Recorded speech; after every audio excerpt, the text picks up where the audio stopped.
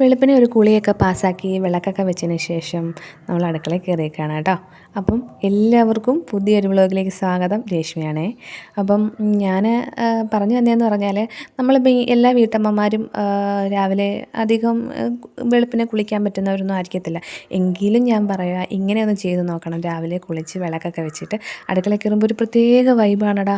നമുക്ക് ആ രാവിലത്തെ ആ ഒരു കാറ്റും പിന്നെ അമ്പലത്തിലൊക്കെ ഒഴുകി വരുന്ന ഒരു ഭക്തിഗാനങ്ങളൊക്കെ കേൾക്കുമ്പോൾ ഒരു പ്രത്യേക രസമാണ് കേട്ടോ. നമ്മൾ സ്ത്രീകളാണ്, നമുക്ക് എല്ലാ ദിവസമൊന്നും വിളക്ക് വെക്കാൻ പറ്റില്ല. എന്നാൽ കഴിയുന്ന ദിവസങ്ങളിലൊക്കെ വെളുപ്പിനെ കുളിച്ചിട്ട് വിളക്ക് വെക്കുന്നത് ഞാനാണ് കേട്ടോ. അല്ലാത്ത ദിവസങ്ങളിലൊക്കെ എണ്ണം കത്തിക്കും. പിന്നെ സ്കൂൾ തുറക്കുന്ന ദിവസമായി കഴിഞ്ഞാൽ പാർത്തമ്മൂൻ രാവിലെ കത്തിക്കും. പിന്നെ നമ്മളിവിടെ ലക്ഷ്മി വിളക്കാണ് രാവിലെ കത്തിക്കുന്നത്, വൈകിട്ട് നിലവിളക്കും. നമുക്ക് രാവിലെ ഒരു തിരിയിട്ട് കത്തിച്ചാൽ മതിയല്ലോ, അതുകൊണ്ട് ലക്ഷ്മി വിളക്കാണ് കത്തിക്കുന്നത്. പിന്നെ നമുക്കിന്ന് ബ്രേക്ക്ഫാസ്റ്റിനായിട്ട് അപ്പമാണ് കേട്ടോ. അപ്പം അപ്പത്തിനുള്ള മാവൊക്കെ നന്നായിട്ട് പുളിച്ച് വന്നിട്ടുണ്ട്. ഉപ്പിട്ട് ഞാനിങ്ങനെ ഇളക്കി അപ്പം ഉണ്ടാക്കാനുള്ള തയ്യാറെടുപ്പാണ് കേട്ടോ.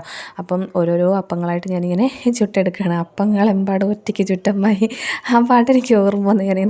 ഞാൻ പാട്ട് പാടിക്കൊണ്ടായിരുന്നു ഞാനത് അപ്പം ഉണ്ടാക്കിയത്. പിന്നെ കട്ടൻ അവിടെ ഇരുന്ന് ആയിട്ടുണ്ട്. നമ്മുടെ കെറ്റിലിനകത്ത് അവിടെ ഇരുന്ന് ആവുമല്ലോ. പിന്നെ നമുക്ക് തേയിലയും പഞ്ചസാര ഇട്ടാൽ മതിയല്ലോ. കോഫി പ്രാന്തി ആയിരുന്നു ഞാൻ. കോഫി നിർത്തലാക്കിയതാണ്. കാരണം നമ്മളൊരു 30+ ഒക്കെ കഴിഞ്ഞപ്പോൾ നമ്മുടെ ഹെൽത്തൊക്കെ നമ്മളൊന്ന് നോക്കണ്ടേ. പക്ഷേ എത്രയൊക്കെ ശ്രമിച്ചിട്ടും പഞ്ചസാര എൻ്റെ ലൈഫിൽ നിന്ന് അങ്ങോട്ട് ഒഴിവാക്കാൻ പറ്റുന്നില്ല. പഞ്ചസാരയുള്ള എന്ത് ഭക്ഷണം കിട്ടിയാലും ഞാനത് വാങ്ങിച്ച് കഴിക്കും. മിഠായിയൊക്കെ എനിക്ക് ഇപ്പോഴും ഭയങ്കര ഇഷ്ടമാണ് കേട്ടോ. അങ്ങനെ പിന്നെ നമ്മുടെ കട്ടനൊക്കെ ആയിട്ടുണ്ട്. ഒരാൾ രാവിലെ അവിടെ എണീറ്റിരിപ്പുണ്ട്. അതാണ്ട് 2 പേര് അപ്പം ഉണ്ടാക്കുന്ന മണം കേട്ട് വന്ന് കാവലിരിക്കുക. അപ്പോൾ ഈ കട്ടൻ അണ്ണന് കൊണ്ടുവന്ന് കൊടുക്കുകയാണ് കേട്ടോ. അണ്ണൻ വെളുപ്പിനെ എഴുന്നേറ്റിരുന്ന് ന്യൂസ് കാണുകയാണ്. അകത്തിൻ്റെ പരിപാടി ഇത് തന്നെയാണ്. എപ്പോഴും ന്യൂസ് അല്ലെങ്കിൽ എന്തെങ്കിലും കോമഡി പരിപാടികൾ അങ്ങനെ വല്ലതൊക്കെ ഇരുന്ന് കാണത്തേ ഉള്ളൂ. പിന്നെ ഞാനും വെള്ളമൊക്കെ കുടിച്ചു. അതിന് ശേഷമാണ് കട്ടൻ കുടിച്ചത്. പിന്നെ നമ്മുടെ വീട്ടിലെ പൂച്ചകളാണെന്ന് പറഞ്ഞാൽ അവർക്ക് ദോശയോ അപ്പമോ ഒക്കെ ഉണ്ടാക്കി കഴിഞ്ഞാൽ അത് കൊടുക്കും കേട്ടോ. അവർക്കത് ഭയങ്കര ഇഷ്ടമാണ്. അവന് പ്രത്യേകിച്ച് കറിയൊന്നും വേണമെന്നില്ല, അവർക്കതും കൊടുത്താൽ മതി. പിന്നെ നമ്മുടെ ചോറിനുള്ള തീ കത്തിച്ചിട്ടുണ്ട്. നമ്മൾ രാത്രി തന്നെ കുറച്ച് തീ കത്തിച്ച് അരിയിട്ട് പകുതി വേവാക്കി വെക്കും. എന്നിട്ട് അടച്ചങ്ങനെ തന്നെ വെച്ചേക്കും. എന്നിട്ട് പിറ്റേന്ന് രാവിലെ ഒരു നല്ലൊരു തീ ഇട്ട് നല്ലതുപോലെ ഒന്ന് തിളച്ച് കഴിയുമ്പോഴത്തേനും നമ്മുടെ ചോറാവും. നമ്മൾ തെർമൽ കുക്കറിനകത്ത് ചെയ്യുന്നത് പോലെ തന്നെയാണ് നമ്മൾ ചെയ്യുന്നത് കേട്ടോ. പിന്നെ അണ്ണൻ വന്നിട്ടുണ്ട്. പുള്ളി എനിക്ക് തേങ്ങ തിരുമ്മി തരാൻ വന്നേ. ആളറിഞ്ഞില്ല ഞാൻ ബാക്കിൽ നിന്ന് വീഡിയോ പിടിക്കുന്നത്. പിന്നെ നമുക്കിന്ന് അപ്പത്തിന് തോരൻ ചമ്മന്തിയാണ് കേട്ടോ. അപ്പോൾ തോരൻ ചമ്മന്തി ഉണ്ടാക്കുന്ന റെസിപ്പി എന്താടാ പറയണോ? എങ്കിലും ഞാൻ പറയാം, ചിലപ്പോൾ അറിയത്തില്ലെങ്കിലോ. ചട്ടി വെച്ച് ചൂടാകുമ്പോൾ എണ്ണ ഒഴിക്കുക. എണ്ണയ്ക്കകത്തോട്ട് നമ്മുടെ കുഞ്ഞുള്ളി വട്ടത്തിൽ അരിഞ്ഞിട്ടത് ഒന്ന് സോട്ട് ചെയ്തെടുക്കുക. അധികം അങ്ങ് മൂപ്പിക്കേണ്ട കാര്യമില്ല, സോട്ട് ചെയ്താൽ മാത്രം മതി. എന്നിട്ട് അതിലേക്ക് നമ്മുടെ തേങ്ങ ഇട്ട് കൊടുക്കുക. തേങ്ങ അരയ്ക്കേണ്ട കാര്യമില്ല. തേങ്ങയിലേക്ക് ഉപ്പും മുളക് പൊടിയും കൂടി ഇട്ട് നന്നായിട്ടൊന്ന് മിക്സ് ചെയ്ത് ഇങ്ങനെ ചിക്കിത്തോത്തി ഒരു നല്ല തോരൻ പോണക്കുള്ള പരുവത്തിൽ നമ്മൾ കടുക് പൊട്ടിക്കണമെങ്കിൽ കടുക് പൊട്ടിക്കാം കേട്ടോ. കടുക് ഞാൻ പൊട്ടിച്ചില്ല, കാരണം ഇതിങ്ങനെ തോരൻ പോണക്ക് കിടക്കുന്നതായതുകൊണ്ട്. അപ്പോൾ ഇങ്ങനെ നല്ല പരുവത്തിലുള്ളൊരു തോരൻ ചമ്മന്തി കിട്ടും. പിന്നെ ഇതെന്ന് പറഞ്ഞാൽ കഴിഞ്ഞ ദിവസം പൊറോട്ടയും ലിവർ ഫ്രൈയും വാങ്ങിച്ചായിരുന്നു. അപ്പോൾ അതിൻ്റെ കുറച്ച് ഫ്രൈ എടുത്ത് ഞാൻ മാറ്റി വെച്ചിട്ടുണ്ടായിരുന്നു. അവന് രാവിലെ കുറച്ച് സവാളയൊക്കെ ഇട്ട് കുറച്ച് മസാലയൊക്കെ ഇട്ട് നമ്മുടേതായ രീതിയിലുള്ള തട്ടിക്കൂട്ട് പരിപാടിയിലൊക്കെ ഒന്ന് ചെയ്ത് അപ്പോൾ അതിൻ്റെ കൂടെ അവന് കഴിക്കാൻ കൊടുക്കാമെന്ന് വെച്ചു. അങ്ങനെ പിന്നെ എല്ലാവരും അങ്ങോട്ടും ഇങ്ങോട്ടുമൊക്കെ പോയി രാവിലത്തെ എല്ലാ പരിപാടീസും കഴിഞ്ഞു. അങ്ങനെ ഒരു 10-11 മണിയൊക്കെ ആയപ്പോൾ നമ്മുടെ അപ്പുറത്തെ അനിയൻ്റെ മോള് വന്നിട്ടുണ്ടായിരുന്നു കേട്ടോ. സുഖമാണോ എന്ന് ചോദിക്കുക. എല്ലാരും മഞ്ജുമ്മയുടെ വീഡിയോ കാണണേ. അവൾ പറഞ്ഞതെന്ന് പറഞ്ഞാൽ എല്ലാവരും മഞ്ജുമ്മയുടെ വീഡിയോ കാണുന്നത്. എന്നെ വീട്ടിൽ വിളിക്കുന്ന മഞ്ജു എന്നാണ് കേട്ടോ. അവളെന്നെ മഞ്ജുമ്മയെന്നാണ് വിളിക്കുന്നത്. അവളുടെ പേര് ആരാധ്യ. അവൾ ചുമ്മാ വീട്ടിലോട്ട് വന്നപ്പോൾ അവളെ പിടിച്ച് വീഡിയോ എടുത്തിട്ട്. പിന്നെ നമ്മുടെ കുട്ടി ഷെഫ് അടുക്കളയിൽ കയറിയിട്ടുണ്ട് കേട്ടോ. ആൾക്ക് മാഗി വേണം പോലും. അപ്പം കഴിച്ചൊരു 10-11 മണിയൊക്കെ കഴിഞ്ഞപ്പോൾ അവന് മാഗി വേണം. വീട്ടിലിരിപ്പം ഉണ്ടായിരുന്നു. അപ്പം വല്ലപ്പോഴൊക്കെ വാങ്ങിക്കുമ്പോൾ നമ്മൾ വലിയൊരു പാക്കറ്റാണ് വാങ്ങിക്കുന്നത്. അത് അപ്പോൾ അവൻ തന്നെത്താനെ ഇരുന്ന് ഉണ്ടാക്കുകയാണത് കേട്ടോ. പിന്നെ നമ്മളൊരു ഉച്ച ഉറക്കമൊക്കെ കഴിഞ്ഞതിന് ശേഷം മുറ്റത്തിറങ്ങി നമ്മൾ രാവിലെ കഴുകിയിട്ട തുണിയൊക്കെ നന്നായിട്ട് ഉണങ്ങിയിട്ടുണ്ടായിരുന്നു. അപ്പോൾ അതൊക്കെ പറക്കിക്കൊണ്ട് വെക്കണമല്ലോ, നമ്മൾ പറക്കിക്കൊണ്ട് വെക്കണം. പിന്നെ എനിക്ക് വൈകിട്ടായി കഴിഞ്ഞപ്പോഴത്തേനും കുറച്ച് പാത്രങ്ങളൊക്കെ വൈകിട്ടത്തെ ആ ഒരു ചായ കുടിയും കാര്യങ്ങളും ഒക്കെ കഴിഞ്ഞതിന് ശേഷം കുറച്ച് പാത്രങ്ങളൊക്കെ കഴുകാനുണ്ടായിരുന്നു. അതെന്ന് പറഞ്ഞാൽ നമ്മൾ നമുക്ക് എന്നത്തെയും പോണക്ക് തന്നെ നമുക്കെല്ലാം പകർന്നു കൊണ്ടുവന്ന് വെക്കുന്ന നമ്മുടെ കുറച്ച് പാത്രങ്ങളൊക്കെ ഉണ്ടല്ലോ. നമ്മൾ ചോറും കറികളും ഒക്കെ പകർന്ന് മാറ്റി വെക്കുന്ന പാത്രങ്ങൾ. ഞാൻ അങ്ങനെയാണ് കേട്ടോ. അപ്പോഴത്തേക്കിനും നമുക്ക് വൈകിട്ട് വിളക്ക് കത്തിക്കാറാവുന്ന സമയമാകുമ്പോഴത്തേനും നമ്മുടെ അടുക്കള നീറ്റ് ആൻഡ് ക്ലിയർ ആകും. ചാരമൊക്കെ വാരി വൃത്തിയാക്കി ഇടും. പിന്നെ അത്താഴ ഊണും കൂടെ കഴിഞ്ഞാൽ പിന്നെ ഒന്നും കൂടെ ഒരു തുടപ്പും വാരും എല്ലാം കൂടെ കഴിഞ്ഞ് കഴിയുമ്പോഴത്തേനും super and neat and clear ആകും. പിന്നെ നമുക്ക് പിറ്റേന്ന് രാവിലെ നമ്മൾ അടുക്കളയിലേക്ക് കയറി വരുമ്പോൾ നല്ലൊരു പോസിറ്റീവ് വൈബായിരിക്കും. നല്ല മൈൻഡോടെ തന്നെ നമുക്ക് അടുക്കളയിൽ നിന്ന് പാചകമൊക്കെ ചെയ്യാം. അങ്ങനെ ഇതൊന്നും ഇല്ലാതെ. പിന്നെ ഇതെന്ന് പറഞ്ഞാൽ നമ്മുടെ റേഷനരി വെള്ളത്തിലിട്ട് കുതിർത്താണ്. ഇന്ന് നമുക്ക് വൈകിട്ടത്തേക്ക് അത്താഴത്തിന് നമ്മൾ പുട്ടാണ് ഉണ്ടാക്കുന്നത് കേട്ടോ. അപ്പം അത് ഞാൻ രാവിലെ തന്നെ വെള്ളത്തിലിട്ട് അതിങ്ങനെ കുതിർത്തതാണ്. അപ്പോൾ കുറച്ച് ഒന്ന് നന്നായിട്ടൊന്ന് കഴുകിയിട്ട് കുറച്ച് നേരം കൂടി വെള്ളത്തിൽ കിടക്കട്ടെ.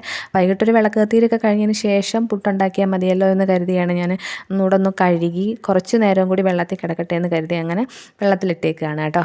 പിന്നെ ഇത് ഞാൻ കഴിഞ്ഞ ദിവസവും ഞാൻ പറഞ്ഞായിരുന്നു ഞാൻ ഇതിൻ്റെ പുട്ടുണ്ടാക്കുന്ന കാര്യങ്ങളൊക്കെ.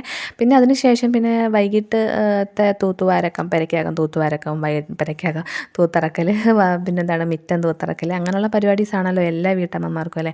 നമ്മുടെ വീട്ടിൽ എത്ര ഒരു നേരവും 2 നേരവും തൂത്താലും പിന്നെയും കാണും ഇതുമാതിരി ചപ്പ്. ഇവൻ ഇതുമാതിരി ഓരോന്നൊക്കെ വലിച്ച് പറിച്ചൊക്കെ ഇടും കേട്ടോ, കുഞ്ഞു പിള്ളേരുടെ കണക്ക്. പിന്നെ സ്കൂൾ തുറക്കുന്നവരല്ലേ ഉള്ളൂ, അതുകൊണ്ട് പിന്നെ നമ്മൾ വലുതായിട്ടൊന്നും പറയത്തില്ല. അങ്ങനെ പിന്നെ പെരയ്ക്കൊക്കെ അടിച്ച് വരതിന് ശേഷം മുറ്റം തൂത്ത് വരാനായിട്ട് ഇറങ്ങി. ഇനിയിപ്പം എന്ന് പറഞ്ഞാൽ വിളക്ക് വെക്കണോടാ. വിളക്ക് വെച്ച് കഴിഞ്ഞാൽ പിന്നെ നമ്മുടെ അത്താഴത്തിനൊക്കെയുള്ള പരിപാടീസ് മാത്രമേ ഉള്ളൂ. അതുകൂടെ കഴിഞ്ഞാൽ പിന്നെ എന്താണ്, പ്രത്യേകിച്ച് പരിപാടീസൊന്നുമില്ല, പോയി കിടന്ന് ഉറങ്ങുക. പിന്നെ കുറച്ച് വീഡിയോസൊക്കെ എഡിറ്റ് ചെയ്യണം. വൈകിട്ട് എനിക്ക് കിട്ടുന്ന സമയങ്ങളിലൊക്കെയാണ് ഞാൻ വീഡിയോസ് എഡിറ്റ് ചെയ്യുന്നത് കേട്ടോ. അങ്ങനെ പിന്നെ വിളക്ക് വെക്കലും കാര്യങ്ങളും ഒക്കെ കഴിഞ്ഞു. പിന്നെ നമ്മുടെ പുട്ടുണ്ടാക്കൽ ചടങ്ങിലേക്ക് കടക്കാമെന്ന് കരുതി. അതെന്ന് പറഞ്ഞാൽ തേങ്ങ പൊട്ടിക്കുകയാണ് കേട്ടോ. എന്തോ ഭാഗ്യത്തിന് ഇപ്പോൾ കുറച്ച് ദിവസങ്ങൾ കൊണ്ട് ഞാൻ തേങ്ങ പൊട്ടിക്കുമ്പോൾ ഒറ്റ വെട്ടിന് തന്നെ 2 കഷ്ണമാവുന്നുണ്ട്. സാധാരണ ഞാൻ ഇത് പൂച്ചറം വെട്ടിയാൽ 5-6 കഷ്ണമായിട്ടൊക്കെയാണ് തേങ്ങ പൊട്ടുന്നത്. പിന്നെ അത് മിക്സിക്കകത്തിട്ട് അരച്ചെടുക്കേണ്ട പരുവമായിട്ടൊക്കെ വരും. പിന്നെ എന്തായാലും ഭാഗ്യത്തിന് ഒറ്റ വെട്ടിന് തന്നെ തേങ്ങ ഉണ്ടായിരുന്നു. എല്ലാവരും പറയുന്നേക്കാം നേരെ സന്ധ്യ ആയി കഴിഞ്ഞാൽ തേങ്ങാവെള്ളം അച്ഛനമ്മമാർ ജീവനോട് ഇരിക്കുന്നവർ കുടിക്കരുതെന്ന് പറയുന്നേക്കാം. അതുകൊണ്ട് ഞാൻ തേങ്ങാവെള്ളം കുടിക്കാൻ നിന്നില്ല. പാർത്തം പോലും കൊടുത്തില്ല, കളഞ്ഞത്. ഇത് നമ്മുടെ അരി നമ്മൾ വെള്ളത്തിൽ നിന്ന് എടുത്ത് നമ്മുടെ കണ്ണോപ്പയ്ക്കകത്തിട്ട് വെച്ച വെള്ളം വാർന്നു പോകാനായിട്ട് അത് ഇട്ടതിന് ശേഷം അത് പിന്നെ അങ്ങനെ വെള്ളമൊക്കെ വാർന്നു പോയതിന് ശേഷം ഞാൻ ചെയ്യുന്ന കറക്റ്റായിട്ടുള്ളൊരു രീതി കാണിച്ചു തരാം. ചിലപ്പോൾ ആർക്കെങ്കിലും മനസ്സിലായില്ലെങ്കിലോ ഞാനൊന്ന് പറഞ്ഞത്. അത് നമ്മൾ വെള്ളം വാർന്നിരിക്കുന്നത് അരി നമുക്ക് ആ മിക്സിയുടെ ജാറിനകത്തിട്ട് നന്നായിട്ട് അരച്ചെടുക്കുന്നത്. ഇതേപോലെ നല്ല തരിതരിയായിട്ടുള്ള പൊടികൾ കിട്ടും കേട്ടോ, നല്ല സൂപ്പറായിട്ടുള്ളത് കിട്ടും. ഇതെനിക്ക് ഈസി ആയിട്ടാണ് തോന്നുന്നത് ഈ ഒരു പുട്ട് കേട്ടോ. നമ്മുടെ ഈസി പുട്ടുണ്ടാക്കലാണ് എനിക്കിത് ഈസി ആയിട്ടാണ് തോന്നുന്നത്. കാരണം ഇതിനകത്ത് നമുക്ക് അരിപ്പൊടിയുടെ മാവ് കുഴയ്ക്കുകയൊന്നും വേണ്ടല്ലോ. നമ്മുടെ പാകത്തിന് ഇപ്പോൾ വെള്ളം കൂടി പോവുമോ അല്ലെങ്കിൽ വെള്ളം കുറഞ്ഞു പോകുന്നത് കൊണ്ട് പുട്ടുടഞ്ഞു പോകുമെന്നൊന്നും പേടിക്കേണ്ട. ഇത് നമുക്ക് വെള്ളത്തിൽ നിന്ന് കോരി വെച്ചേക്കുന്ന അരിയെടുത്ത് നമുക്കിത് മിക്സിയിലകത്തിട്ടൊന്ന് നന്നായിട്ട് നമ്മുടെ പരുവത്തിനൊന്ന് അരച്ചെടുക്കാമെന്നുണ്ടെങ്കിൽ വെള്ളമൊന്നും ഒഴിക്കാതെ തന്നെ അരച്ചെടുക്കാമെന്നുണ്ടെങ്കിൽ ഇതേപോലെ തരിതരിയായിട്ടുള്ള നല്ല പുട്ടുപൊടി കിട്ടുക. നമുക്ക് കുഴയ്ക്കുക വേണ്ട, ഉപ്പിട്ടൊന്ന് പുരട്ടിയാൽ മാത്രം മതി. പിന്നെ നമുക്കെന്താണ് നമ്മുടെ പുട്ടുകുറ്റിക്കകത്ത് തേങ്ങയും ഇട്ട് ആ പൊടിയും കൂടെ വാരിയിട്ട് നമുക്ക് പുട്ട് വേവിച്ചെടുക്കാം. പിന്നെ നമ്മുടെ പുട്ടിന് ഞാൻ പപ്പടവും കൂടെ പൊള്ളിക്കുന്നുണ്ടായിരുന്നു കേട്ടോ. പയറ് മാത്രമല്ല, പപ്പടവും കൂടെ അണ്ണന് പപ്പടമൊക്കെ വലിയ ഇഷ്ടമാണ് കേട്ടോ. പപ്പടം, കൊണ്ടാട്ടം മുളക്, പിന്നെ സലാഡ്, ഇതൊക്കെയാണ് പുള്ളിക്കാരന് ഇഷ്ടം. അത്രയ്ക്കും വേറെ വലിയ കറികളൊന്നും വേണമെന്നൊന്നുമില്ല. അപ്പോൾ ഇതൊക്കെ കൊടുത്താലും ആളിന് ഭയങ്കര ഇഷ്ടമാണ്. പാർത്തമ്മോനെയുള്ള ചിട്ടകൾ കേട്ടോ, അവനത് വേണോ ഇത് വേണോ എന്നൊക്കെ. പിന്നെ എന്തായാലും നമ്മുടെ ആദ്യത്തെ പുട്ട് നമ്മൾ വെന്തിട്ടുണ്ട്. നമുക്ക് വെന്തിട്ടുണ്ട്. രണ്ടാമത്തെ പുട്ട് നമ്മൾ കോരി വെച്ചു. എല്ലാം പെട്ടെന്നാടാ. ആ ഒരു കുറച്ച് നേരം അരി ഇങ്ങനെ വെള്ളത്തിൽ കിടന്ന് കുതിരുന്ന ആ ഒരു താമസം മാത്രമേ ഉള്ളൂ കേട്ടോ. അതിന് റേഷനരിയുടെ ആ ഒരു സ്മെല്ലോ അങ്ങനെ ഒന്നും വരത്തില്ല. നല്ല സൂപ്പർ പുട്ട് നമുക്ക് ഉണ്ടാക്കിയെടുക്കാം. അങ്ങനെ പിന്നെ ഞങ്ങൾ അത്താഴം ഉണ്ണാന്നുള്ള രീതിയിൽ ഞങ്ങൾ 3 പേരും കൂടെ കഴിക്കാനായിട്ടിരുന്നു. പാർത്തമോന് പുട്ടും പപ്പടവും മാത്രം മതി, പഞ്ചസാരയും മതി എന്ന് പറഞ്ഞു. അവന് പയറ് വേണ്ടെന്ന് പറഞ്ഞു. അവൻ ചെറുപയർ അങ്ങനെ അധികം കഴിക്കത്തില്ല. അപ്പോൾ പരിപ്പുണ്ടാക്കി കൊടുത്താൽ പോലും അവൻ ചെറുപയറിൻ്റെ ഒന്നും കഴിക്കത്തില്ല, അവന് ഇഷ്ടമല്ല. പിന്നെ അതുകൊണ്ട് പിന്നെ അവന് പയറ് കൊടുത്തില്ല. അണ്ണനും പയറ് കൊടുത്തു, പുട്ടും പയറും പപ്പടവും കൊടുത്തു.